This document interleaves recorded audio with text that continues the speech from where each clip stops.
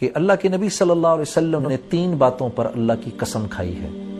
پہلی بات جس پر آپ نے اللہ کی قسم کھائی وہ یہ ہے کہ صدقہ دو مال بڑھے گا، صدقہ دو مال بڑھے گا۔ اب آنکھ تو کچھ اور دکھاتی ہے، آنکھ تو دکھاتی ہے کہ سود لو تو مال بڑھے گا۔ $100 کہیں رکھوائے، اس پر $120 مل گئے، $20 کا سود مل گیا، لیکن جو چیز نظر نہیں آئے گی وہ یہ نہیں نظر آئے گی کہ اب اللہ ضرورتیں $140 کی کر دے گا۔ کیوں؟ کیونکہ سود براہ راست اللہ سے جنگ ہے۔ ہاں، اور مسلمان کو کہا گیا ہے کہ آنکھ کے نظر کے مشاہدے پہ نہ جاؤ، حکم پر جاؤ، جو حکم مل رہا ہے تمہیں، ٹھیک ہے؟ نمبر 1۔ نمبر 2، اللہ کے نبی جیسے میں نے عرض کیا، آپ نے قسم کھائی اس بات پر صدقہ دو مال بڑھے گا۔ اب $100 میں سے $20 تو دے دیے میں نے، اب آنکھ تو دکھا رہی ہے کہ پیسے کم ہو گئے، جیسے آنکھ دکھاتی ہے کہ زمین اور آسمان ایک جگہ پر مل رہے ہیں ہورائزن پہ، وہ مل نہیں رہے ہوتے، یہ آنکھ نظر کا دھوکہ ہوتا ہے۔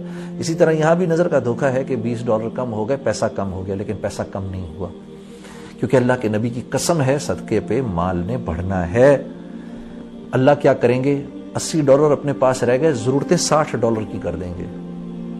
تو ایک تو یہ کہ اللہ کے نبی کا پہلا ارشاد کہ صدقہ دو مال بڑھے گا۔ دوسرا ارشاد آپ کا، تم پر کوئی حال آئے، کسی قسم کی سختی آئے، کوئی تمہیں کچھ برا بھلا کہے، تمہارا کوئی نقصان ہو جائے، اس پر فوراً تمہاری نظر میری طرف جائے، نہ کچھ کڑوی کسیلی بات کرنے والے کو جواب دینا، غصہ بھی پی جانا، یہ گھونٹ اللہ کو بہت پسند ہے غصے کے پی جانے کا، معاف کرنا لوگوں کو۔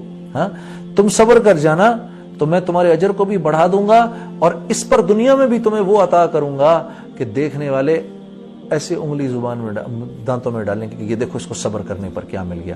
ٹھیک ہے، صبر پہ اجر کا وعدہ ہے، یہ دوسری چیز۔ تیسری چیز یہ کہ اللہ کے نبی نے فرمایا جو مخلوق سے مانگنے کے دروازے کو کھولے گا یہ دروازہ کبھی بند نہیں ہوگا۔